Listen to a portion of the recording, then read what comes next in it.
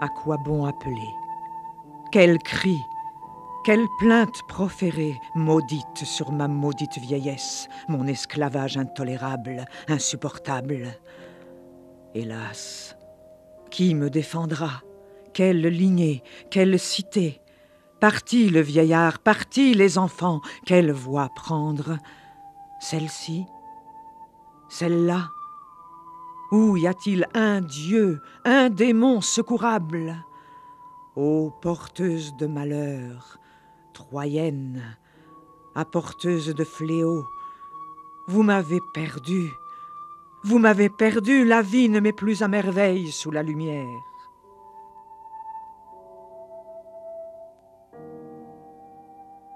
Hécube, personnage de légende, protagoniste, représente les symboles de la maternité et de la douleur. Ses enfants, Hector, Paris, Cassandre, Polyxène, sont autant de noms célèbres, héros tragiques de la guerre de Troie. Après 10 ans de siège, Hécube voit en une nuit sa ville détruite, livrée à la mort par la lance et la torche, alors que son époux Priam est immolé par les Grecs. C'est sous la pression même du malheur et en le dépassant qu'Hécube, reine captive, mère accablée par la mort successive de ses enfants, femme trahie, puise en elle la force d'une juste révolte, dire non à la trahison et à l'injustice humaine. Figure mythologique, Hécube sera métamorphosée en chienne hurlante, signal de pierre figé dans l'éternel silence. Jacqueline de Romilly, vous avez bien évidemment une connaissance approfondie de la pensée, de l'histoire et de la culture grecque. L'œuvre d'Euripide vous est familière, Euripide qui était sans doute plus sensible à la douleur des mères, à l'amour humain qu'à la puissance des dieux lorsqu'il choisit de porter à la scène Hécube, dans Hécube en 424 avant Jésus-Christ, puis 9 ans après dans les Troyennes. Ce sont en effet deux pièces où apparaît Hécube qui ont été, comme presque toutes les œuvres d'Euripide que nous avons, jouées à Athènes dans cette dernière partie du 5e siècle où a lieu la guerre du Péloponnèse, qui a été une guerre très dure, qui a duré 27 ans entre Athènes et Sparte, où Athènes a vu sa campagne envahie à plusieurs reprises. Et il est clair qu'en prenant des sujets de la guerre de Troie à ce moment-là, Euripide était hanté par la réalité contemporaine et les souffrances de la guerre en général. Il y a par moments dans certaines des pièces, et d'autres aussi, mais en particulier dans les Troyennes, un esprit qu'on peut appeler de pacifisme. Alors, la guerre de Troie avait été le sujet de l'épopée d'Homère, donc elle est devenue, dans ce 5e siècle, comme le symbole même de la guerre et des souffrances qu'elle pouvait apporter. Il y a d'ailleurs dans le théâtre grec de cette époque, nous avons gardé l'Orestie qui parle aussi de la guerre de Troie, c'est aussi le retour de la guerre de Troie. Nous avons gardé des pièces d'Échille qui parlent des horreurs de la guerre. Mais ce qui est très frappant dans les deux pièces d'Euripide que nous avons et qui sont de l'époque de la guerre du Péloponnèse, je le répète, c'est que c'est la souffrance passive des vaincus, des femmes qui vont être captives, car dans une cité conquise, les femmes devenaient captives, étaient emmenées, étaient ensuite vendues, etc. Et la vieille reine de Troie, Hécube, qui perd ses enfants, qui perd sa ville, qui est emmenée en servitude, devient le symbole rêvé parfait, je veux dire par là, de cette souffrance de la guerre représentée dans son horreur par rapport à une mère. Une mère qui perd ses enfants, qui est emmenée en captivité.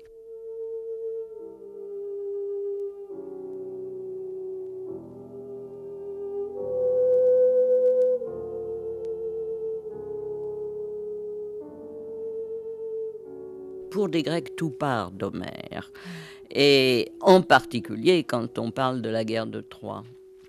Et déjà, ça me touche beaucoup que l'Iliade est une épopée de guerre, mais c'est une épopée qui est constamment marquée et animée par une pitié pour les maux de la guerre, que ce soit les combattants, les héros qui vont mourir ou qui meurent, que ce soit ceux qu'on voit mourir, Hector ou Patrocle, dans un camp ou dans l'autre, ou que ce soit en effet les familles qui ne reverront pas les leurs. Il y a très souvent des mots de pitié, et contrairement aux épopées des autres pays, l'épopée grecque répand cette pitié également sur les deux camps, grecs ou troyens. Ce sont vraiment les maux de la guerre.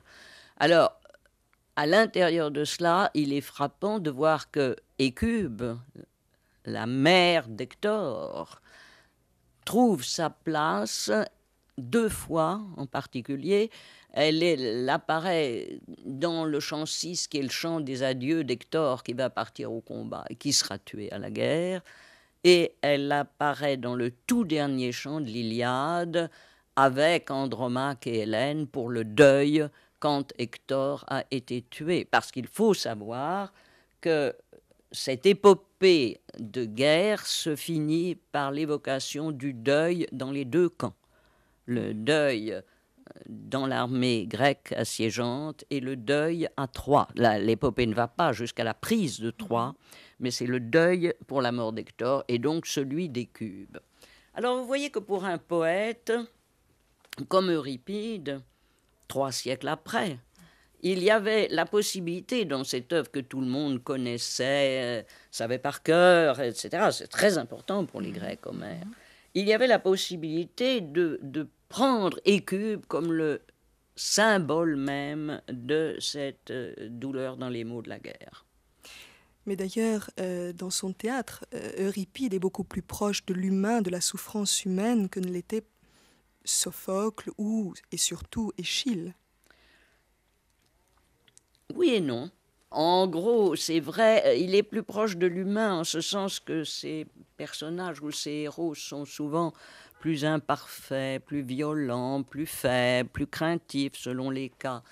Mais puisque nous parlions des souffrances de la guerre, il est quand même juste de dire que il y a des pièces d'Échille qui les évoquent avec une force terrible, et même dans leur côté quotidien, quand on évoque la fatigue des soldats dans la ville prise, la difficulté, la longue attente, et puis même la bataille, c'est très poignant et direct dans l'évocation de ces mots. Donc ce que vous dites est tout à fait juste, mais si on prend la valeur morale des héros, plus que l'évocation de la souffrance quotidienne.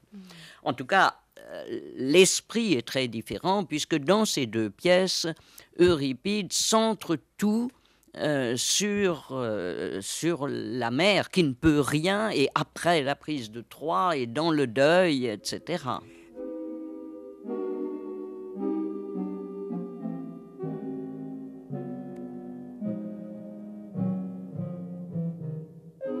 Parmi tant de mots présents, je ne sais vers lequel tourner mes yeux, que j'en touche un. Il ne me lâche plus, et de là-bas un autre à nouveau m'appelle, et le malheur au malheur succède.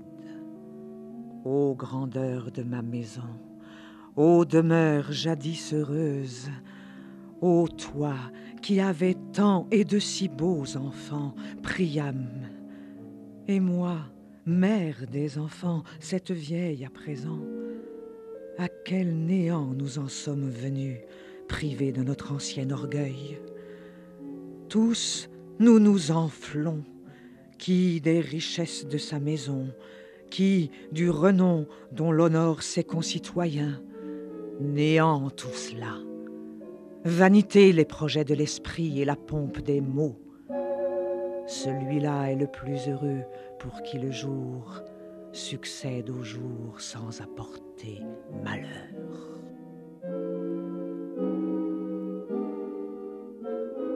pour revenir un petit peu à la différence entre Hécube et les Troyennes, la fin d'Hécube se termine de façon absolument atroce par la vengeance, justement, de cette mère souffrante. Oui, c'est intéressant, la pièce est intéressante car il semble bien qu'Euripide ait été le premier à grouper différents épisodes autour du personnage d'Hécube et qui a non seulement les souffrances dans le début, mais ensuite la vengeance. Alors, ce thème se rattache non pas au sentiment que j'évoquais, celui des souffrances de la guerre qui nous touche tellement aujourd'hui. En effet, il y a une première partie de souffrance pour 2 morts de ses enfants et une seconde partie de vengeance, car un d'entre eux n'est pas mort à la guerre, il a été assassiné par un autre qui espérait en tirer profit au moment où on croyait pouvoir faire n'importe quoi. Et cette vengeance est en effet atroce.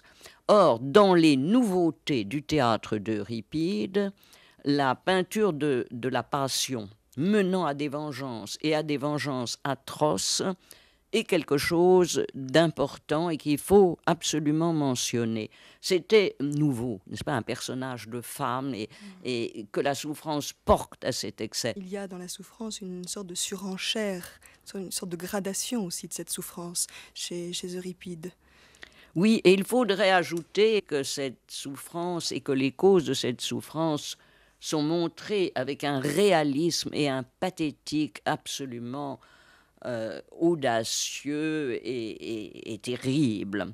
Alors, dans Hécube, on voit emmener Polyxène qui va être sacrifié, on voit discuter l'assassinat de l'autre fils en question, mais dans les Troyennes, la chose prend une importance plus grande. Quel est un petit peu le rôle d'Hécube qui apparaît dans les Troyennes tout au long de la pièce ?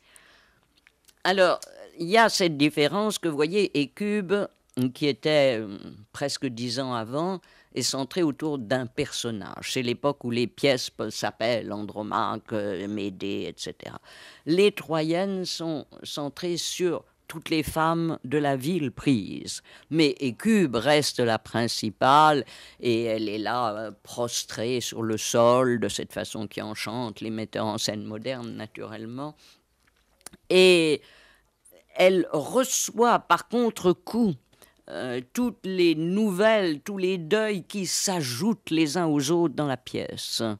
Il y a la scène de Cassandre, il y a la scène d'Andromaque, il y a la scène terrible de la mort de l'enfant, de nouveau, le petit Astyanax, le fils d'Hector et d'Andromaque. Et puis il y a ensuite la discussion sur la responsabilité de la guerre avec Hélène. Donc il y a toute une série d'épisodes. Au point de vue construction, c'est absolument différent d'Hécube. Hécube, c'est une ligne dans un personnage. Et les Troyennes, c'est une espèce de fresque de mots tombant sur des femmes différentes, et le cœur est important, mais tout retentit sur Hécube et frappe Hécube qui doit supporter tout ça. Et je le disais à propos du pathétique parce que il y a là une scène qui vraiment est terrible quand on rapporte le corps de l'enfant et que elle, c'est son petit-fils, n'est-ce pas, et qu'elle évoque non seulement les blessures, le sang qui coule, le crâne fracassé, tout ça, ce qui est un peu, il faut dire, un peu pénible, mais aussi les souvenirs de quand il était enfant et jeune et qu'il entrait le matin et qu'il lui faisait 1000 promesses et ses jolis cheveux avant. Enfin, il y a là une scène qui est presque insupportable. Je veux dire que l'évocation en contrepoint du passé, de ce que c'était quand il était vivant et qui est concret et psychologique et ravissant, rend les choses encore plus dures. Et au fond, Hécube, c'est bien ça, car elle est celle qui souffre le plus, elle perd tout le monde, mais elle était celle qui était reine et qui était prospère et qui avait tout. Donc elle figure ce contraste total entre passé et présent.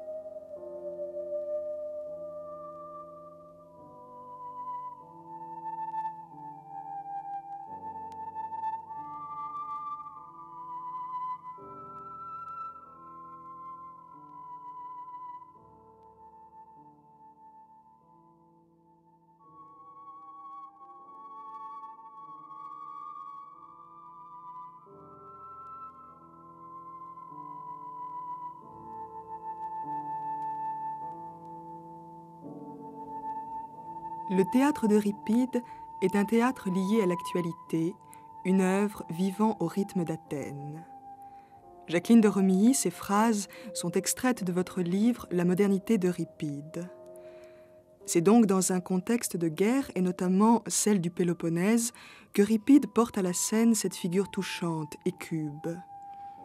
À propos d'Euripide, vous dites dans ce même ouvrage « Dans son théâtre, Euripide ne fait qu'employer les moyens de la rhétorique pour donner plus d'éloquence à une personne qui désire passionnément en convaincre une autre. » Pour cette génération grisée de discussions et de réflexions, les drames humains devenaient la vivante application d'une recherche moderne sur l'homme. Toute la rage d'Écube contre celui qui lui a tué son fils la stimule et la rend éloquente. Déjà dans Écube, on voit que même Écube, et même dans les moments les pires, il y a dans cette époque l'espèce d'enthousiasme d'avoir appris à plaider les causes et à les raisonner.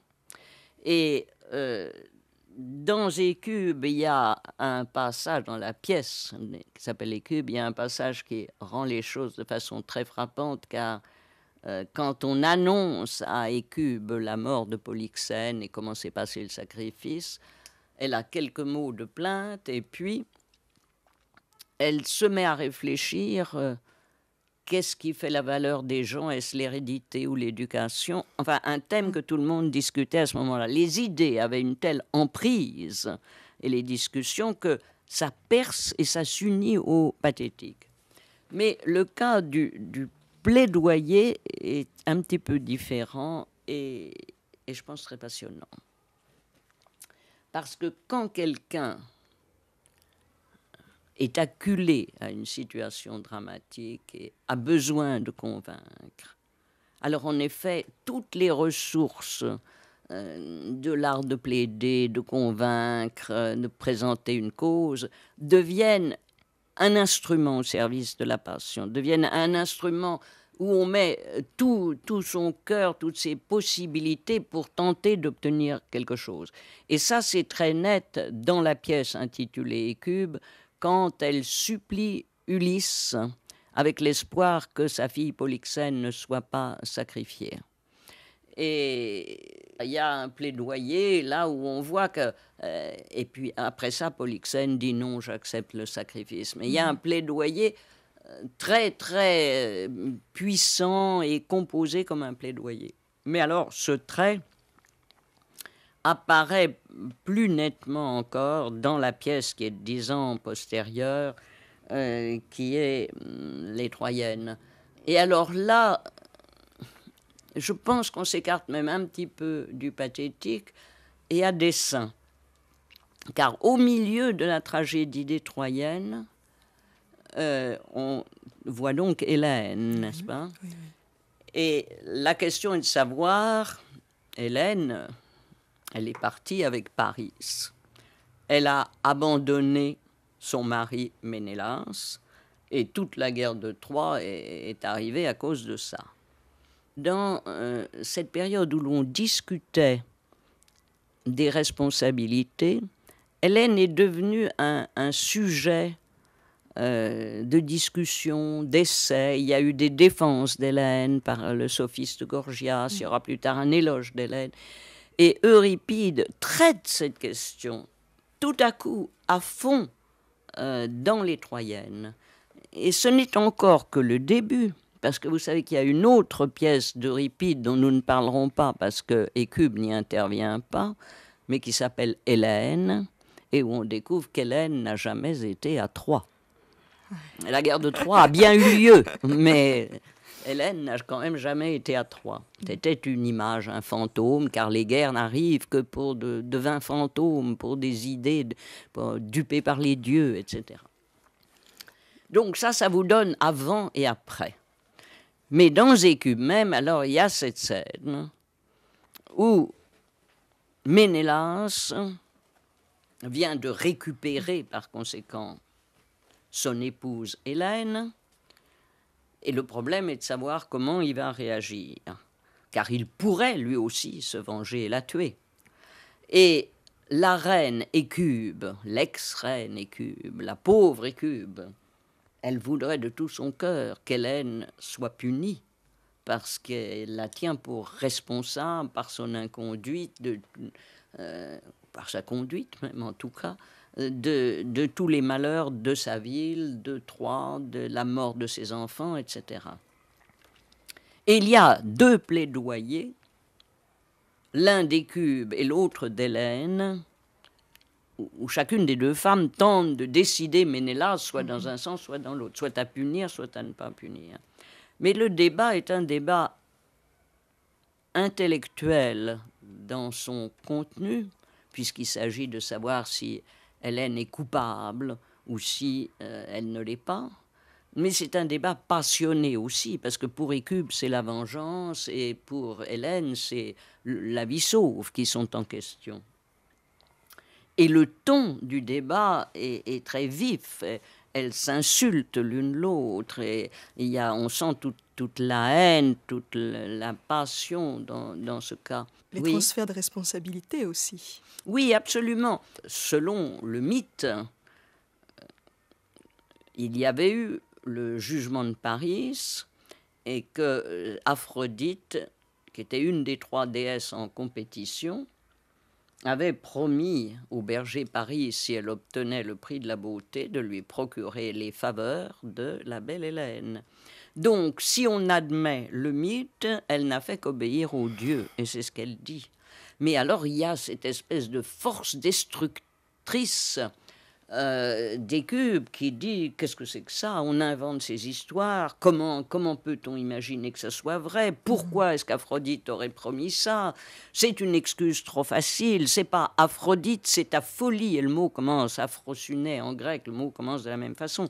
Donc, cette Écube qui était couchée sur le sol, dans les larmes, la prostration et le désespoir, elle devient tout à coup un avocat rationaliste, je pourrais dire, pour attaquer, pour montrer la faute d'Hélène.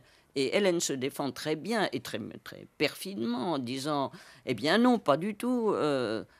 Écube a eu un fils, il était prévu qu'il fallait le sacrifier, l'éliminer, la garder, c'est sa faute à elle. » On retourne les responsabilités. Enfin, c'est vraiment les avocats, les sophistes du temps qui ont développé cet art de plaider. Mais dans la pièce, ce n'est pas du tout indifférent, parce que, vous voyez, nous sommes partis des souffrances et des malheurs de la guerre, mais savoir si la guerre arrive par la volonté des dieux ou par une espèce d'accident qui aurait pu être évité, c'est vraiment au cœur de la question. Et on voit qu'à ce moment-là, cette chose terriblement raisonnée et brillante se rattache à la même angoisse que le thème principal.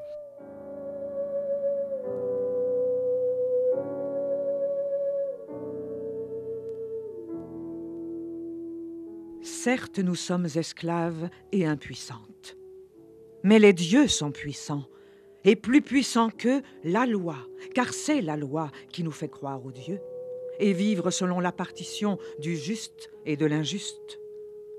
Pourquoi, si nous sommes périssables, recherchons-nous à toute force les autres connaissances, alors que la persuasion, qui seule règne sur les humains, nous dédaignons d'en acquérir la science entière à prix d'argent, nous privant tout à la fois de persuader et d'obtenir ce qu'on voudrait. Quel bonheur y a-t-il encore à espérer? Les enfants que j'avais ne sont plus. Moi-même, vers la honte, captive je m'en vais, et je vois s'élancer en l'air la fumée de ma cité. Dans ces deux pièces, il n'y a pas d'amour, alors que Euripide a beaucoup contribué à faire apparaître le thème de l'amour. J'ai parlé de la passion, oui. L'amour est à ce titre, mais il se trouve qu'Écube, ça n'est pas l'amour. Alors, c'est vrai qu'il a introduit ça, mais vous remarquerez que ces deux pièces, Écube et les Troyennes, sont deux pièces qui concernent la collectivité, qui concernent la guerre, qui sont... Ça allait très bien avec le fait que les pièces soient représentées dehors et pour tout le peuple. Il y a un sens du drame collectif dont Hécube n'est que le signe, le symbole le plus clair, mais ça s'accorde avec ce caractère de la tragédie grecque. En fait, c'est un caractère beaucoup plus politique que religieux. Les deux mots, je pense, ont besoin d'être un peu nuancés.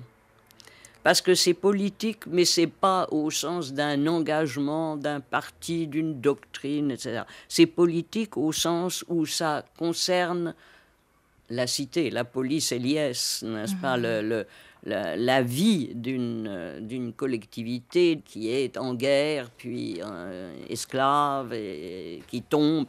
Il y a une des deux pièces qui se termine d'une façon étonnante par le spectacle et le bruit de la ville prise qui tombe. Vous savez, Hécube couché sur le sol, et puis un grand fracas. Et qu'est-ce qu'on entend? C'est le fracas de Pergame qui tombe, etc. Ça illustre le pathétique, mais ça illustre aussi beaucoup cet aspect que nous disons là, politique au sens large. Et social, il est vrai que certaines pièces d'Euripide parlent du mariage des esclaves, enfin de problèmes qui relèvent de là. Mais là, il n'y a pas de différence. La seule différence qui commande tout, c'est elle était reine, elle est esclave. Et alors, il faudrait dire que ce thème de l'esclavage est évoqué de façon très, très concrète dans les deux pièces. On évoque les femmes dans ce qu'elles auront à faire, à balayer, à puiser l'eau et bien d'autres choses. Et on évoque les diverses villes. Dans les Troyennes, elles se demandent où irais-je, serais-je emmenée ici, là-bas. Alors, il y a quelque chose de très direct, mais social et vrai dans ce sens. C'est la réalité de devenir esclave. Mais ce n'est pas social au sens où nous l'entendrions, qu'on n'a pas un traitement assez important, etc. C'est ramené au schéma essentiel.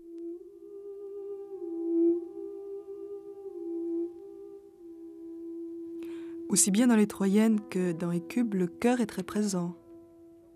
Les chœurs dans la tragédie grecque, c'était une partie très importante, et même dans toutes les tragédies, même si c'est Médée, même si c'est Hécube, même si elle porte le nom d'une héroïne, les chœurs sont très importants. Ils ont dans Euripide une place un peu différente de celle qu'ils avaient avant.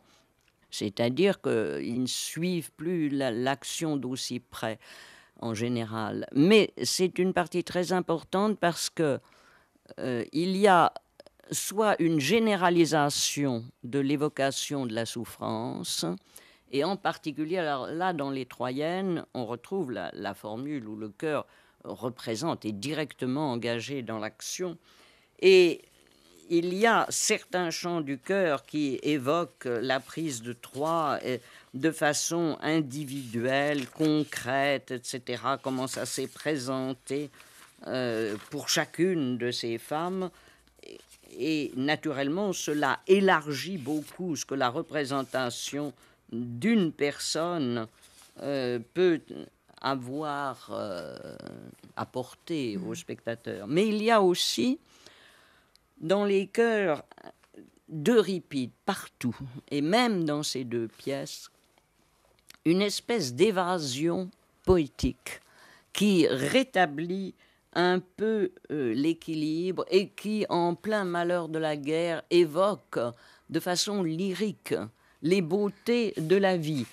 Il est certain que le lyrisme d'Euripide comptait beaucoup, et c'est souvent ce qui restait des pièces. Vous savez qu'on raconte que quelques années après les Troyennes, il y avait des soldats athéniens qui ont été faits prisonniers en Sicile, et qu'on libérait ceux qui étaient capables de chanter des chœurs d'Euripide, parce que les gens n'avaient pas l'occasion d'en entendre, et que c'était un passeport pour la liberté. Oui. Est-ce qu'on ne peut pas parler un chant d'Hécube dans ses plaintes? Absolument, et on peut en parler au sens propre parce que Euripide a introduit un usage beaucoup plus large, en tout cas, des solos d'acteurs.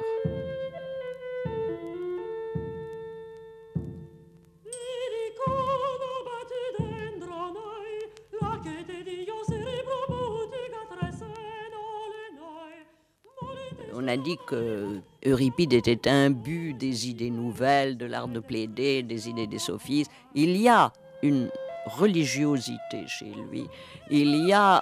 C'est un sujet très difficile, la religion chez Euripide.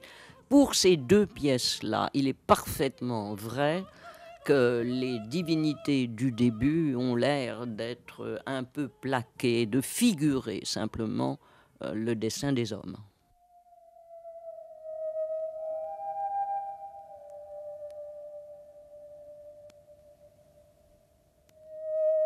Ô clarté de Zeus, ô nuit ténébreuse, pourquoi la nuit suis-je assailli de terreur et de fantômes? Ô terre maîtresse, mère des songes à l'aile noire, je repousse la vision de nuit, l'effroyable vision de rêve qui me montrait mon fils, celui qui est à l'abri en Thrace, et ma chère fille Polyxène. Ô Dieu du sol, sauvez mon fils, qui, dernière ancre de ma maison, habite la Thrace enneigée sous la garde de l'hôte paternel. Quelque chose se prépare.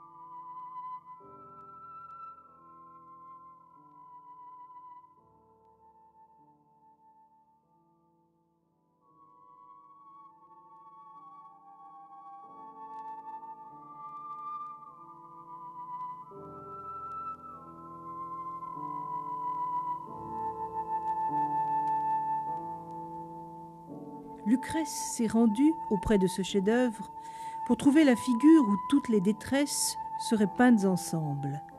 Or, s'il en est beaucoup que creuse la douleur, nulle ne les a toutes tant qu'elle n'a pas vu Hécube au désespoir, ses yeux vieillis sur les blessures de Priam, qui gît ensanglanté au pied du fier Pyrrhus.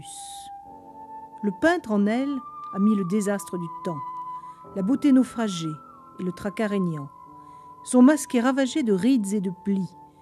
Rien qui ressemble à ce qu'elle a été ne reste. Son sang bleu s'est caillé en noir dans chaque veine. Sans la source abreuvant ses canaux desséchés, sa vie est comme emprisonnée en un cadavre.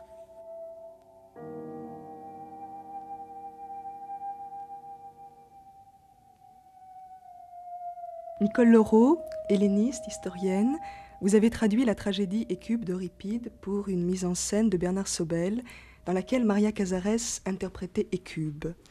À propos d'Hécube, vous avez cité Shakespeare. Pourquoi ? Eh bien parce que l'histoire d'Hécube est une histoire étrange, que sa figure parcourt la poésie de l'épopée homérique jusqu'au moins à Shakespeare, mais qu'entre-temps, je dirais qu'elle change de signe. Chez Homère et dans la tragédie grecque, elle est, comme dans la représentation que vous évoquiez, dans la tragédie d'Euripide, elle est la mère, et la représentation de la mère en deuil. Chez Shakespeare, elle est l'épouse.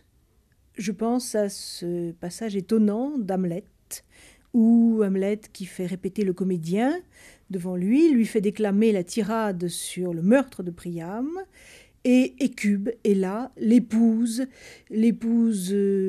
accablée, l'épouse désespérée, l'épouse en deuil. Et c'est aussi à cette figure de l'épouse en deuil que, toujours Shakespeare, dans le poème le viol de Lucrèce, fait allusion.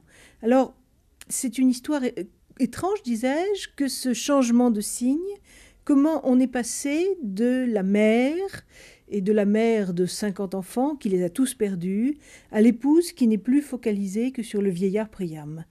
Alors, on peut, je pense, donner des relais, peut-être que Virgile dans l'Énéide est un moment important, il n'empêche que c'est une figure suffisamment riche pour avoir pu assumer deux positions aussi marquées. En tant que mère, Hécube a eu un rêve avant d'enfanter Paris. Oui, c'est la mère qui a rêvé qu'elle enfantait un Brandon, qui était un fils, et que ce Brandon embrasait Troie. Et donc, elle a raconté son rêve à Priam, qui a exposé l'enfant, mais l'enfant a été élevé par des bergers, et lorsqu'il est revenu, adolescent, Hécube n'a pas eu le cœur d'éloigner à nouveau son fils. Et c'est Paris qui a été ce Brandon qui a enflammé la guerre de Troie et donc qui a fait que Troie a brûlé tout entière à la fin de la guerre. Et d'une certaine façon, c'est un mythe, c'est peut-être aussi une façon grecque de dire que les mères sont un personnage, un type de personnage probablement beaucoup plus dangereux qu'il n'y paraît. Revenons un peu donc aux mères et aux mères en deuil, parce qu'Hécube justement est une mère qui perd à la fois son fils et sa fille. C'est une mère en deuil, c'est une mère qui a déjà perdu tous ses enfants. Lorsque la pièce d'Euripide commence, il lui reste une fille, Polyxène, qu'elle va devoir remettre à Ulysse pour que cette fille soit sacrifiée sur la tombe d'Achille, qui a réclamé ce sacrifice de vierge. Puis il lui reste un fils caché, un fils presque inconnu, que son époux a jadis remis à un roi de Thrace, leur hôte, pour qu'il l'élève et qu'il soit le dernier recours de la lignée.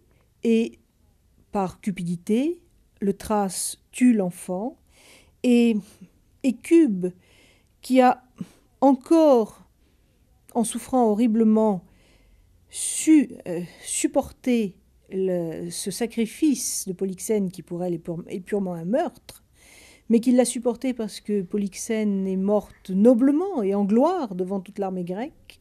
Hécube, lorsqu'elle voit le corps mutilé de ce fils, à ce moment-là, bascule dans une seule pensée qui est le désir de violence et de vengeance. Dans la traduction que vous faites d'Hécube, il y a ce passage « Y avait-il nécessité de trancher une gorge humaine sur la tombe où il convient plutôt de sacrifier un bœuf ?» Oui, la norme, c'est bien sûr le sacrifice d'un animal.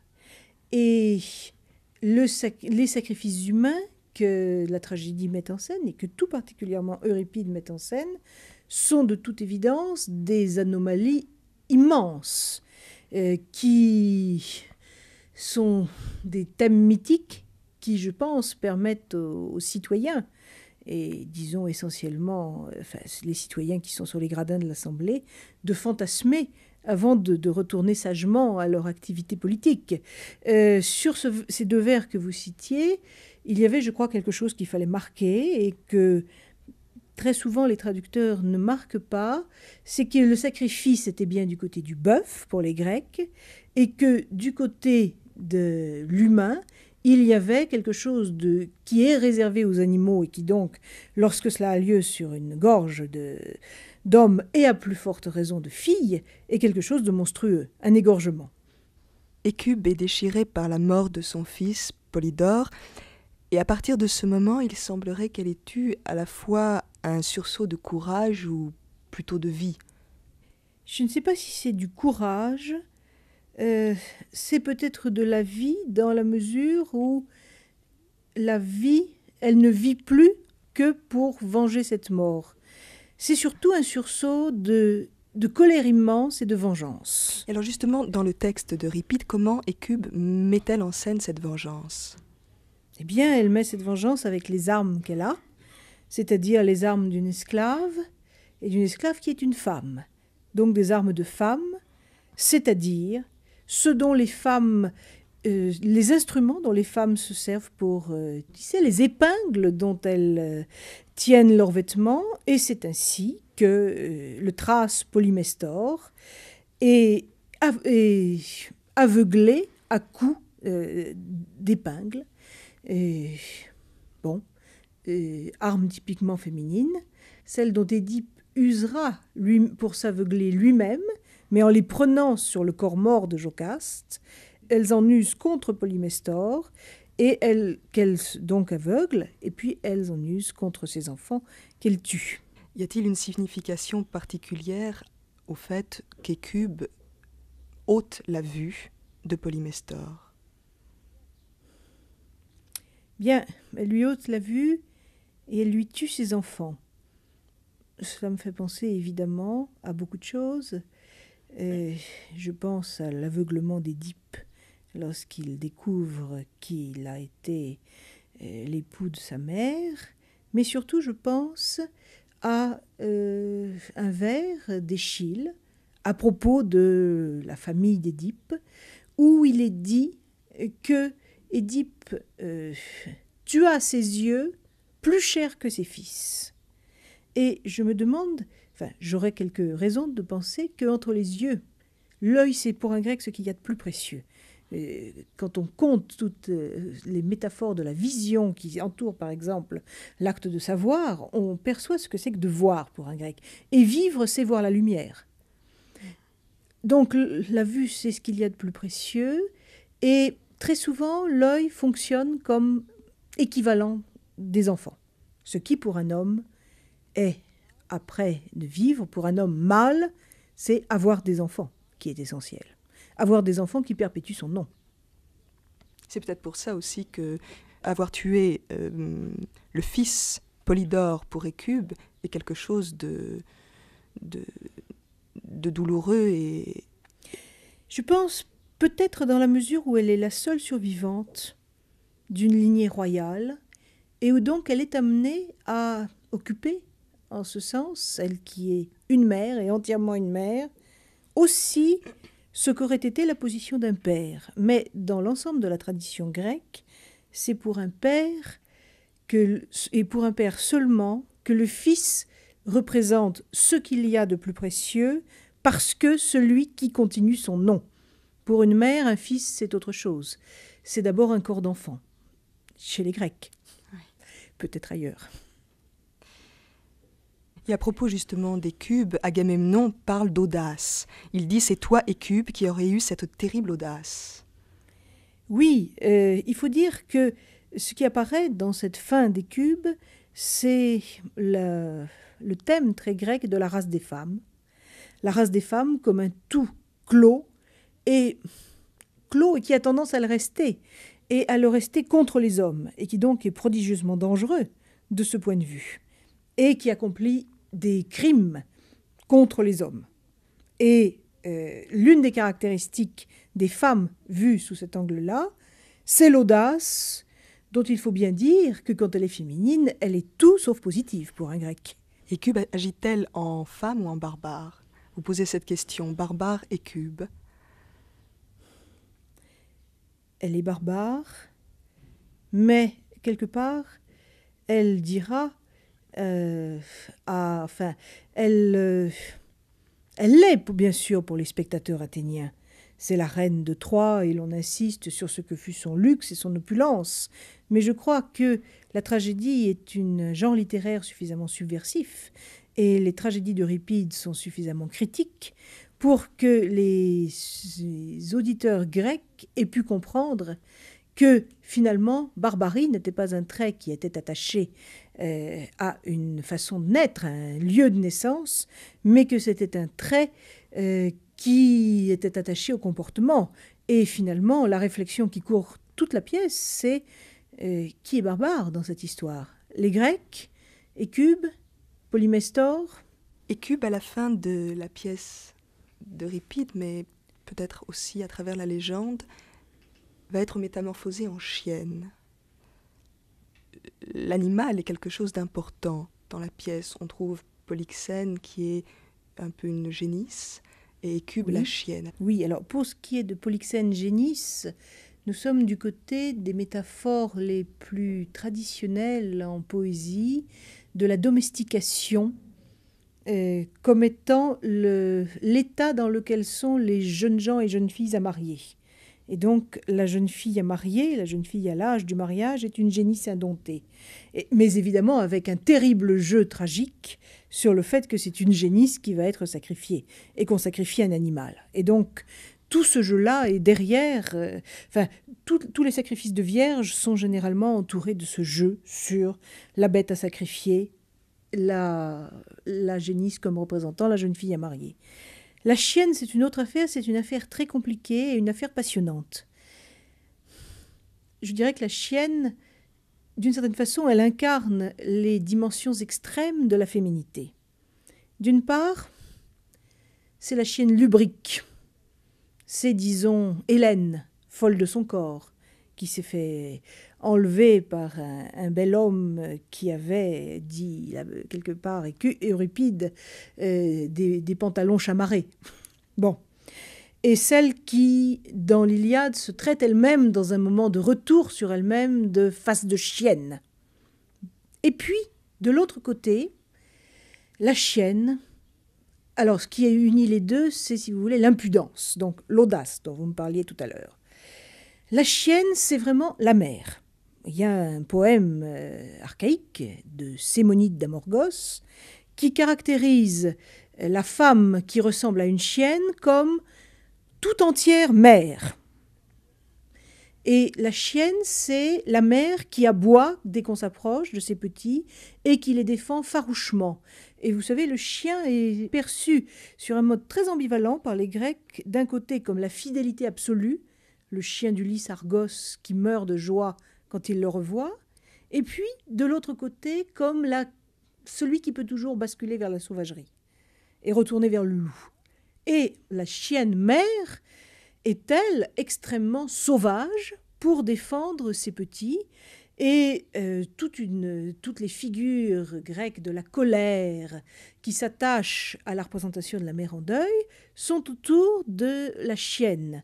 Je précise simplement au passage que les Érinies, celles qui, chez Échille, défendent le droit de la mère, les Érinies s'assimilent elles-mêmes à plusieurs reprises à des chiennes sur une piste qu'elles flairent.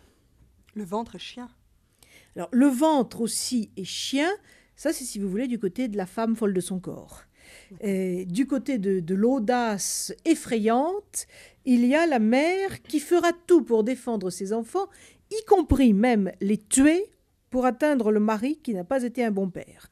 Mais est-ce que vous ne pensez pas justement que le fait d'être métamorphosé, d'être cristallisé Oui. en chienne est un symbole aussi de la cristallisation de sa douleur intérieure? C'est évident, c'est sûr. Le deuil des mères les ferme au monde. Bon, il y a des tas de niveaux. Le niveau extrême est en niobé, qui est transformé en pierre et qui, tout en étant pierre, continue à pleurer éternellement. Entre une déesse comme Déméter qui a perdu sa fille mais qui la retrouvera et qui n'est enfermée que dans ses voiles, et puis Niobé, il y a Écube qui devient successivement chienne et qui est pétrifiée comme chienne sur la route des marins. Donc cette pétrification, effectivement, doit correspondre à cette usure totale de l'intérieur qui est celui d'une mère à qui on tue ses enfants et que Maria Casares rendait si bien.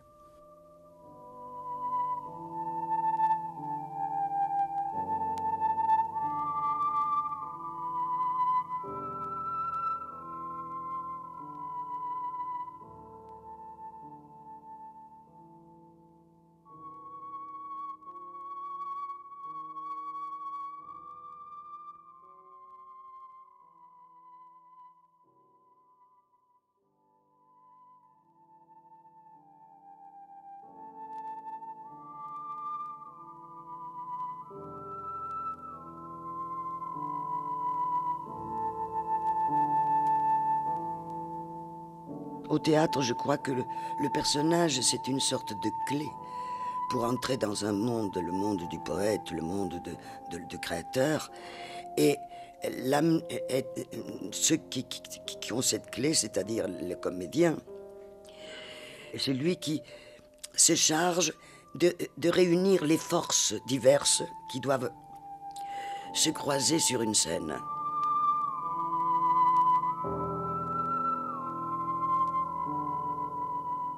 Maria Casares, c'est sur cette scène, cette même scène où le geste et ce quarto nomment un signal à travers les flammes, que vous avez été l'interprète des cubes. Je suis morte avant de mourir d'un excès de misère, constatation douloureuse d'une femme meurtrie.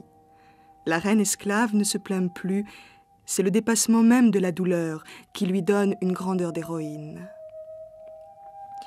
Maria Casares, le monde tragique vous est familier. Vous avez connu les figures du théâtre les plus audacieuses, Phèdre, Clytemnestre, Médée et aujourd'hui Hécube. Le divin est en chacun de nous et le théâtre, la scène, est peut-être non pas l'unique, mais un des lieux privilégiés où il peut se révéler. Et vous, tragédienne, vous êtes celle par qui cette force ou ces forces se communiquent.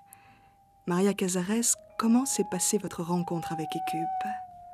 Pour Hécube, Sobel est venu 1 an et demi ou à peu près, avant de monter cette pièce, 1 an et demi ou 2 ans, au théâtre de Nanterre où je jouais, pour me dire que j'avais rendez-vous avec quelqu'un. Alors je demandais avec qui, il me dit avec Hécube. Ça m'a frappé beaucoup, parce que quand j'étais très jeune, j'avais 21 ans, 22 ans, et je jouais Le Malentendu de Camus. Camus, à ce moment-là, m'avait dit « Un jour, tu devrais jouer Hécube. » Voilà. Alors, je me suis dit, quand même, ça fait une chose... J'avais lu la pièce, j'avais lu surtout mieux Les Troyennes. Et l'Hécube des Troyennes, je trouve que c'est une superbe pièce, mais enfin, c'est une sorte de chœur dans les... L'autre Hécube... je l'avais lu, j'avais aimé, comme j'aime presque toutes les pièces, ou toutes presque, les pièces de la tragédie grecque, mais ce n'est pas une des pièces qui m'avait saisi comme ça. Et puis, quand on a commencé à travailler avec un texte et une traduction qui tout d'un coup m'a fait entrer dans la pièce, par les mots, par la manière d'être écrit, par presque un accent tonique qui était donné à la langue française, en la brutalisant un peu et en essayant de rester près du grec. Et après, comme toujours, parce que quand on entre dans un monde comme ça, et ce monde-là commence à révéler des trésors. Hécube, je dois dire que c'est une pièce d'une richesse. Mais je ne sais pas, on n'en a pas fini avec elle, bien entendu. Et puis, non seulement d'une grande richesse, mais qu'on a l'impression qu'elle a été écrite à ce moment-là, mais pour notre temps presque. Oui. Et je comprends, c'était peut-être un moment aussi où certaines valeurs commençaient à tomber, d'autres n'étaient pas encore inventées, d'autres étaient tombées, c'était ce qui correspond en fait, d'une certaine manière au moment des Élisabéthains, et d'une autre manière à notre époque actuelle. Alors, d'ailleurs, la pièce est assez extraordinaire quand on regarde de près, parce que d'abord, il est allé, lui, Euripide, chercher un personnage dans une antiquité pour lui, qu'il a tiré comme un mythe de sa tombe et de son enterrement comme ça qui était fait, pour parler de son époque à lui. Et en faisant ça, sa pièce, on dirait vraiment que c'est une pièce, on a souvent dit qu'on aurait dit 2 pièces, c'est pas vrai. C'est une pièce, on dirait à 2 volets. Et le premier volet, il a l'air d'être écrit vraiment d'une manière presque classique, comme les tragédies à cette époque. Et dès qu'on entre dans le second volet, on a vraiment l'impression d'entrer dans une pièce élisabéthaine. Et ça, ce n'est pas nous qui l'avons inventé, ça nous a été imposé par l'écriture. Et alors, ce mélange de temps, enfin, ces sauts dans le temps, c'est assez étonnant.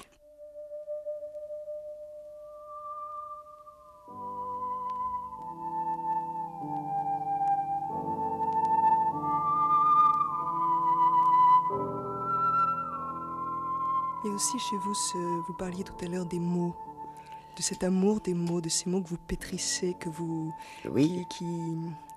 qui sont dans votre palais comme ça et que vous restituez de Ben façon oui. gourmande. Bien sûr, c'est là où, je ne sais pas moi, c'est là où le verbe au théâtre me comble, parfois, pas toujours. Et c'est vrai que, je sais pas dire par exemple, c'est pour ça que j'aime beaucoup Claudel, dire un texte de Claudel, j'ai l'impression d'avoir des raisins dans la bouche, vous savez que j'avale, bon. C'est vrai, c'est une sensualité du mot.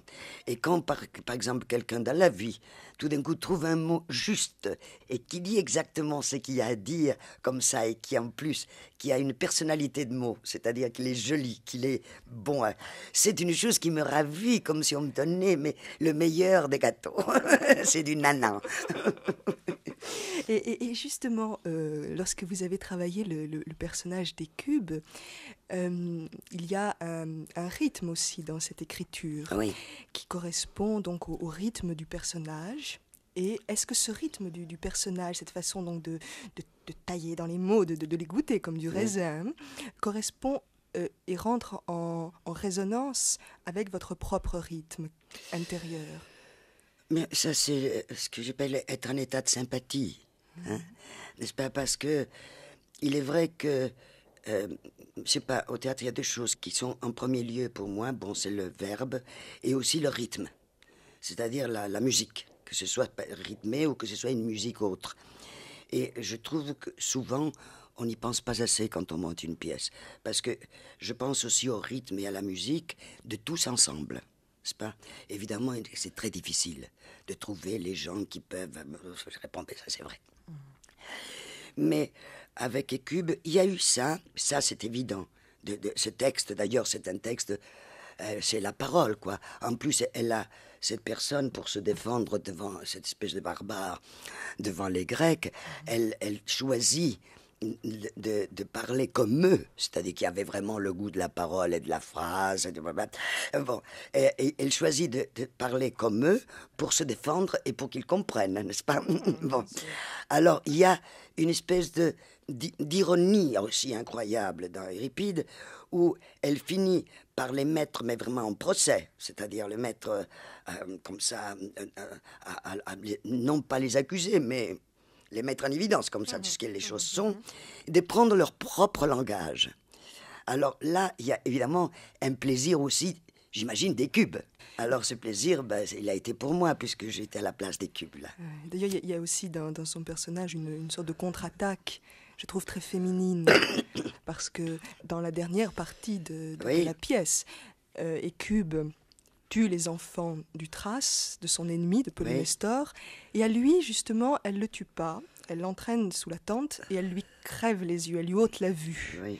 Alors, qu'est-ce qu'il y a comme signification? Parce qu'il y a certainement une signification derrière. Je ne crois pas que ce soit une vengeance. C'est une folie de la justice. Les Grecs, avec leur goût de la lumière, de que tout soit éclairé, que tout soit, qu'il y ait de la lumière partout, et il y a Hécube qui amène dans tout ça le côté ombre de l'homme, le côté qui ne va pas avec la raison, qui est obscur comme ça. Mais justement, lorsque Polymestor perd la vue, la parole lui vient. C'est-à-dire qu'il va prédire à Hécube, il va lui dire « tu seras une chienne oui, yeux de ça, feu ». Oui, c'est ça, bien sûr. C'est comme souvent, bien sûr. C'est-à-dire qu'il perd la vue du monde, mais tout d'un coup, il voit ailleurs. Oui. Bien sûr.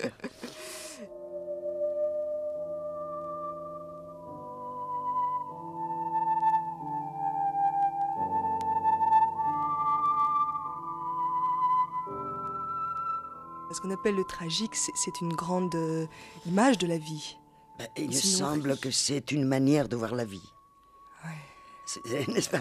C'est une manière très profonde, enfin profonde et non pas profonde, puisque dans les pays au sentiment tragique, n'importe qui la voit comme ça. Vous allez par exemple en Espagne, où il y a quand même ce sentiment tragique de la vie comme ça, très profond, où les gens vivent, presque toujours, mais toujours d'ailleurs, sur le moment, sur l'instant. Et parce que, quelque part, depuis tout petit, ils savent qu'ils vont mourir. Mais ils le savent. Et ils ne se le cachent pas.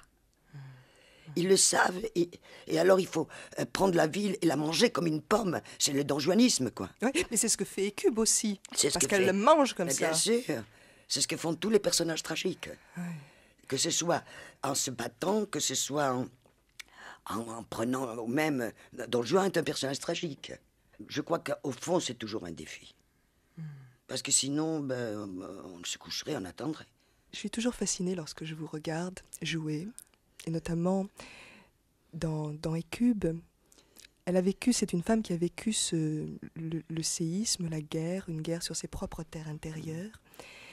Et lorsque je vous voyais à Gennevilliers, il restait pour moi, dans votre corps et par l'image de votre corps, une sorte de frémissement, mais un peu un frémissement comme une sorte de frémissement tellurique.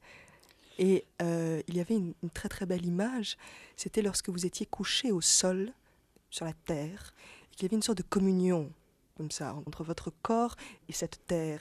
Et la mer, les deux mers se réunissaient. Non, mais en fait, ça, c'est plutôt Hécube. Oui. C'est vraiment Hécube. Mais enfin, c'est vrai que... je sais pas pourquoi, je suis resté très... C'est même pas près de la terre, ce n'est pas vrai. C'est possédé par la terre, plutôt. Mais enfin, je sais pas, on m'a parlé de ça, c'est ça, que j'étais une femme tellurique.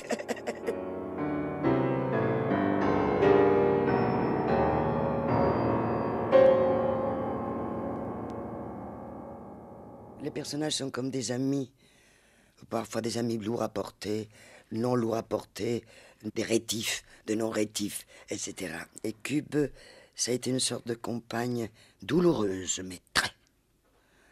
C'était vraiment très douloureux, parce que elle draine vraiment jusqu'au fin fond de quelqu'un, comme ça. Elle draine tout, comme ça. Mais alors, une compagne assez extraordinaire, où tout d'un coup, on a l'impression d'être là sans cesse, pour une raison absolument vitale. C'est l'urgence, en fait. C'est l'urgence, et c'est où je me sentais dans un accord tellement profond avec elle. Oui. Que vraiment, ça devenait une chose... je sais pas comment expliquer ça, mais...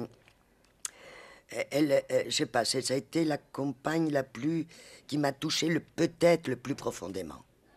Je vous dis, c'est quoi que c'était quelqu'un dont tous les mots me paraissaient absolument nécessaires à dire.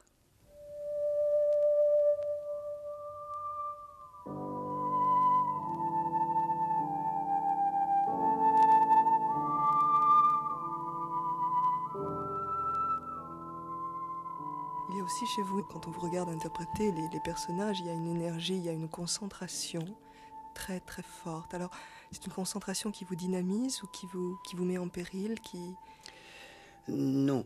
D'abord, il y a une concentration parce que, enfin, quand je travaille, quand tout le monde, je pense, mais enfin, moi en particulier, quand je travaille un personnage, il y a beaucoup de travail.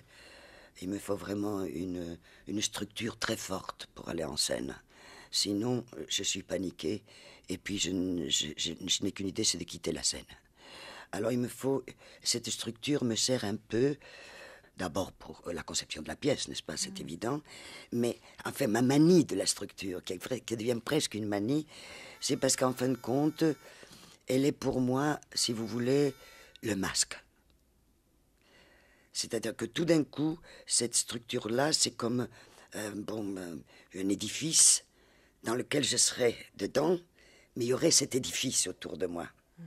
Et c'est comme ça qu'il m'est possible de me présenter devant des gens. Sinon, si j'arrive nu, c'est l'horreur. Ça m'est arrivé une ou deux fois dans ma vie, c'était l'horreur. Alors, évidemment, quand on fait ce travail-là, on a besoin d'une immense concentration, enfin très grande, peut-être courte, mais grande, pour, si vous voulez, artisanalement, continuer ce travail, le faire. C'est-à-dire qu'on ne s'oublie pas. C'est une erreur qu'on s'oublie. Non, on a une espèce de chose qui porte, n'est-ce pas, que parfois le public vous porte aussi beaucoup. C'est merveilleux parce qu'il peut vous donner du génie quand on n'en a pas. Mais en même temps, il y a tout le temps une écoute profonde de ce qu'on doit faire. c'est-à-dire du travail vraiment étage par étage, marche par marche, ce qu'il y a à faire. Alors, si on n'est pas concentré, on le perd. Oui, mais il y a l'intuition de cette chose-là. À ce moment-là arrive à la fois l'intuition et la justesse. Ça, c'est-à-dire que quand tout d'un coup, on arrive par la présence du public à ce moment où tout d'un coup on sent, que je dis ces moments de théâtre, où on sent que le public et nous, on fait un, c'est, à mon avis, c'est l'instant de grâce. C'est le moment de justesse. Et ce que j'ai remarqué à ce moment-là, c'est-à-dire c'est un moment où on pourrait tout faire. En une seconde, et qu'ils acceptent, parce que cette chose mystérieuse est faite. Mais c'est aussi le moment où là, où on pourrait tout faire, on ne fait plus rien. Et c'est là, tout d'un coup, il y a le silence.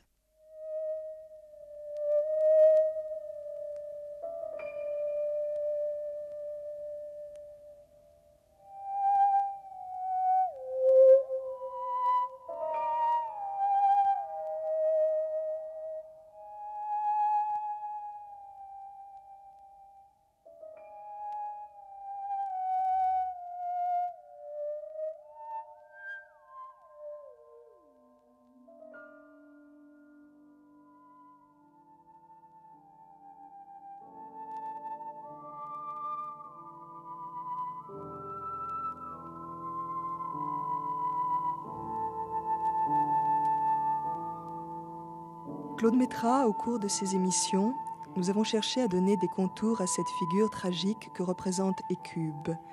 Hécube, protagoniste et personnage de légende, symbole de maternité et de douleur.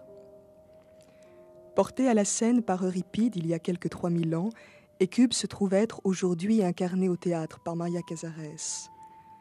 Au printemps 1982, Christa Wolf écrivait un récit ayant pour thème Cassandre. La guerre de Troie est finie. Cassandre, échue en partage au roi Agamemnon, n'a plus que quelques heures à vivre et devant les portes de Mycène se souvient. Claude Métras, c'est dans le voyage de cette mémoire, à la fois de Cassandre et de Christa Wolf, et à travers votre regard de poète, que j'aimerais maintenant que vous nous emmeniez au royaume d'Hécube. On a souvent l'impression que dans la grande masse des morts qui peuplent ce qu'on nomme l'histoire, il en est un certain nombre qui nous requièrent avec violence.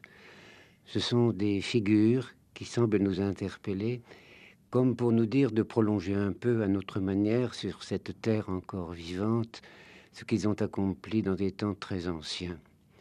Et dans le livre bouleversant que Christa Wolf consacre à Cassandre, elle explique très bien que à un moment donné, le mot même de Cassandre, ce simple nom, est devenu pour elle comme l'emblème de l'énigme générale de sa propre vie et de la vie dont elle est entourée. Que par conséquent, elle est allée à la recherche de ce que pouvait être Cassandre, comme si Cassandre allait lui donner la clé de sa propre existence.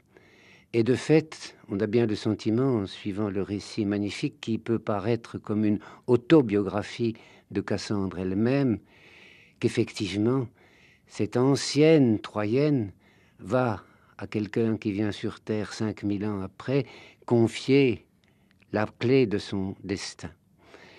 Je crois que Christa Wolf, en racontant comment le personnage de Cassandre s'empare d'elle, veut redonner à cette créature prophétique sa dimension vraie, qui est au fait une dimension tout à fait moderne. Une des paroles capitales de Cassandre, qui prophétise tous les malheurs de la cité, c'est de dire « je continuais de vivre pour voir ». Continuer de vivre au-delà de l'adversité, au-delà de la disparition et du meurtre de tous ceux qu'on aime. C'est assumer le besoin de prolonger, au fond, par notre condition humaine, qui est d'être là, vivant, actif sur cette terre, ce que va devenir la scène du monde. Alors pourquoi Christa Wolf a-t-elle choisi ce personnage de Cassandre ? Oui. Mais je crois que c'est à relier profondément à son expérience d'artiste, à son expérience de poète. Cassandre, c'est un lieu commun, est aux yeux de tous la prophétesse, et la prophétesse du malheur. C'est elle qui met en garde les gens de Troie contre les calamités qui les menacent. Et c'est elle qui annonce ensuite tout l'ensemble des catastrophes qui vont se précipiter sur ce malheureux peuple. En fait, si on y regarde de plus près, prévoir l'histoire, c'est toujours prévoir le malheur. De quelque côté que l'on se tourne, les plages de paix, les plages de silence, les plages de bonheur sont rares à travers les siècles. Par conséquent, on pourrait dire, dans un certain sens, que Cassandre n'a pas grand mérite à prophétiser tout ce qu'elle prophétise. Mais au-delà de ces dons prophétiques qui sont assumés par l'histoire, il faut voir ce qui touche le plus Christa Wolf. En fait, ce qui se manifeste à travers la figure de Cassandre, fille d'Hécube, c'est qu'elle est très tôt la proie d'un certain nombre de visions dans lesquelles les dieux lui parlent. Nous, quand nous lisons les récits antiques, nous avons le sentiment que les dieux sont mêlés comme ça, de manière un peu magique à la vie des individus. Et par conséquent, nous ne croyons pas trop à toutes ces manifestations du ciel dans les cités des hommes. Christa Wolf rétablit ce qui est, au fond, une attitude tout à fait actuelle, tout à fait contemporaine, et que nous pouvons parfaitement comprendre. Les dieux se manifestent à Troie, comme ils se manifestent aujourd'hui encore, à travers des rêves. L'important, chez des tempéraments comme celui de Cassandre, qui est un tempérament de poète, c'est que il y a en elle suffisamment de vide, suffisamment de creux pour que la parole des dieux puisse pénétrer. Car que se passe-t-il d'ordinaire? Il se passe d'ordinaire que nos esprits sont si encombrés par l'usage quotidien du monde, par les soucis ou les espérances qui nous habitent quotidiennement, que nous n'avons pas de place pour une voix qui se situe précisément hors de l'histoire. Et derrière cette prophétie historique, Cassandre exprime une vue plus générale de la vie, c'est-à-dire qu'elle est celle en qui va s'incarner la vision. Cette vision n'est pas aisée à vivre. Il y a dans le livre de Christa Wolf une description admirable de la folie qui guette Cassandre. Très jeune, elle est investie par le Dieu. Et je pense que chez beaucoup de gens, aujourd'hui encore, il y a eu dans l'enfance des expériences de ce genre.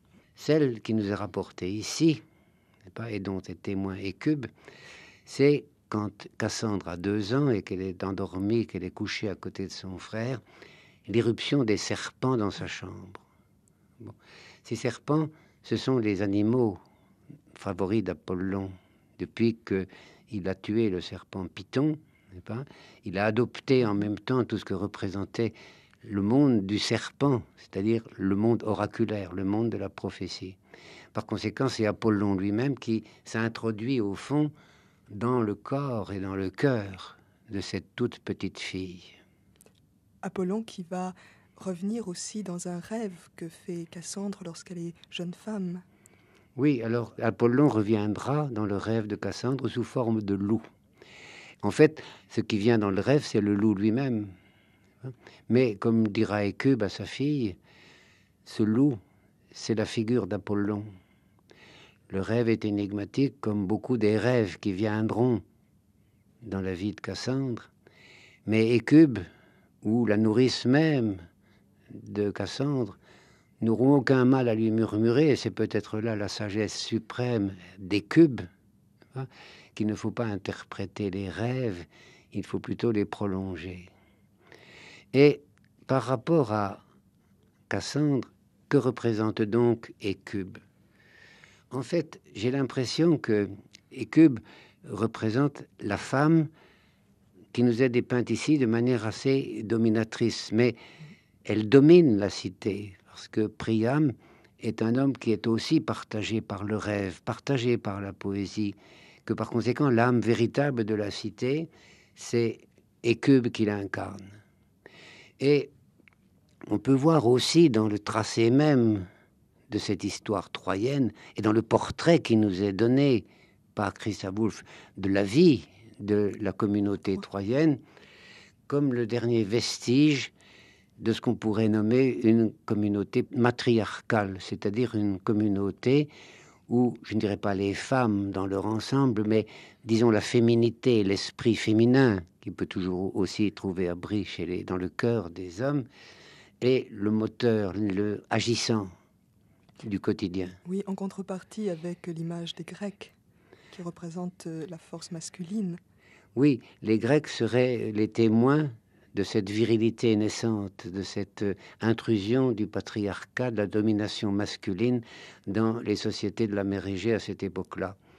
Penthésilée aussi est tué dans la cité des Troyens. Oui, alors on a l'impression que si on fait intervenir ici la personne de Penthésilée, c'est pour manifester clairement que c'est ce qu'on pourrait appeler le domaine des mers se manifeste à nouveau. Je dirais volontiers, si vous voulez, que dans la mesure où les sociétés anciennes étaient dominées par ces figures des mères primitives, pas celles qu'on retrouve d'ailleurs dans le Faust de Goethe, pas dans une certaine manière, le livre de Christa Wolf est un prolongement et comme un répondant au Faust de l'œuvre goethéenne, eh bien, Cassandre apparaît comme la dernière des mères.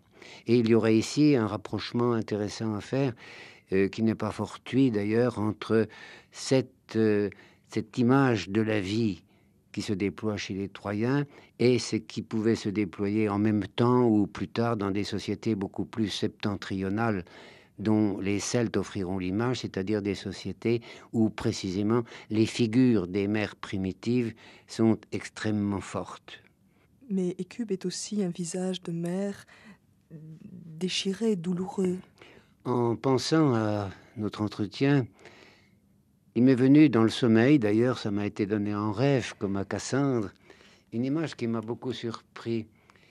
C'est celle du Stabat Mater, image qu'on retrouve souvent dans toute l'histoire du christianisme, qui est au fond la déploration du Christ par la Vierge et par les saintes femmes. Le Stabat Mater qui a servi de motif majeur à tout un pan de la musique occidentale, en particulier chez Pergolèse et chez Vivaldi.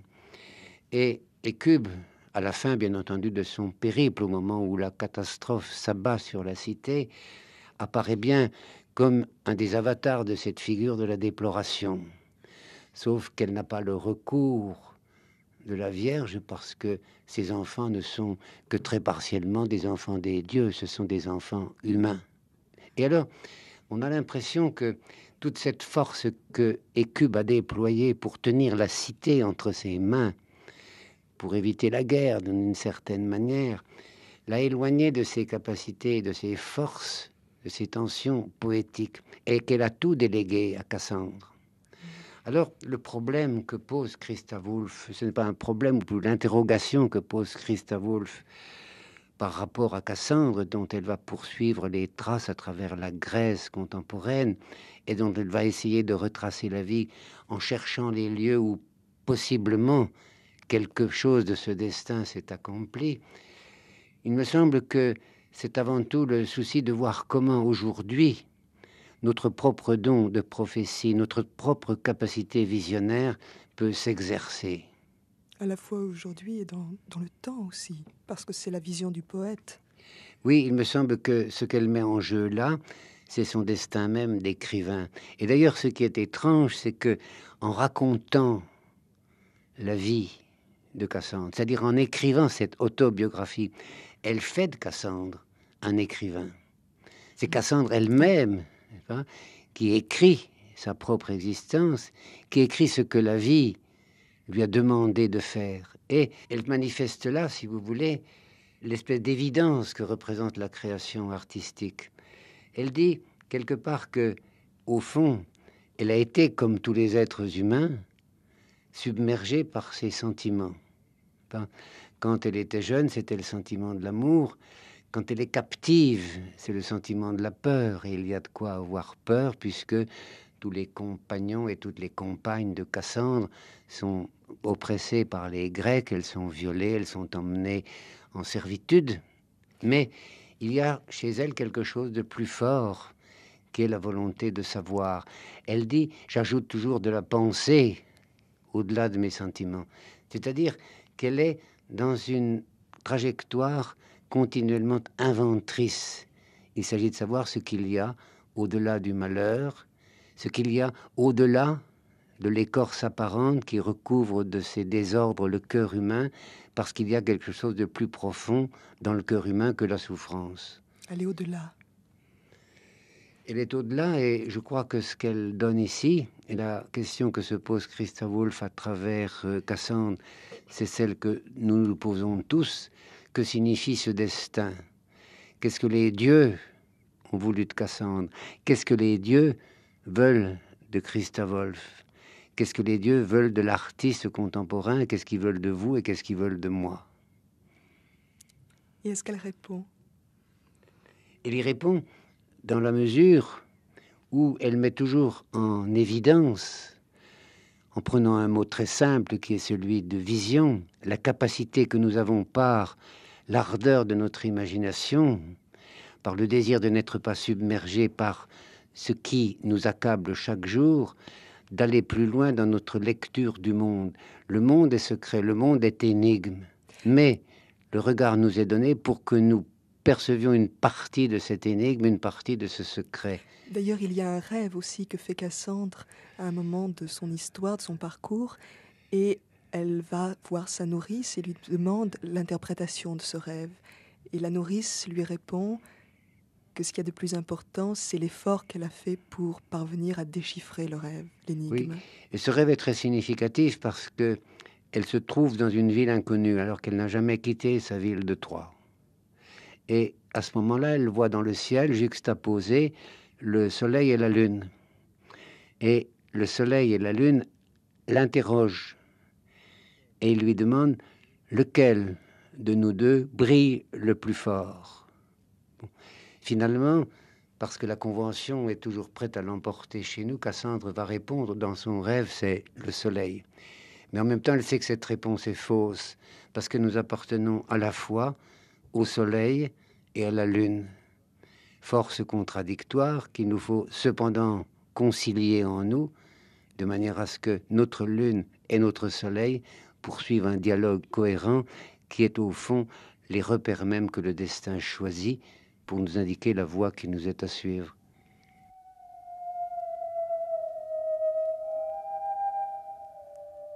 Et à travers Cassandre, ce que Christa Wolf essaie de repérer, c'est précisément ce qu'il en est pour elle de ces images, ce qu'il en est pour elle, femme vivant en Allemagne de l'Est, occupée à des tâches qui sont des tâches consistant à trouver la place de l'écrivain dans la société contemporaine, dans les 1000 contradictions qui sont celles de l'écrivain aujourd'hui, de repérer les images qui vont lui permettre de donner un sens à une expérience qui est comme celle de Cassandre, une expérience catastrophique parce que l'histoire, quoi qu'on fasse, est toujours catastrophique, mais ce qui n'est pas catastrophique, c'est le jeu de l'être vivant, le jeu de l'individu au-delà de l'histoire, dans un territoire qui s'accomplit dans le plus profond de son cœur.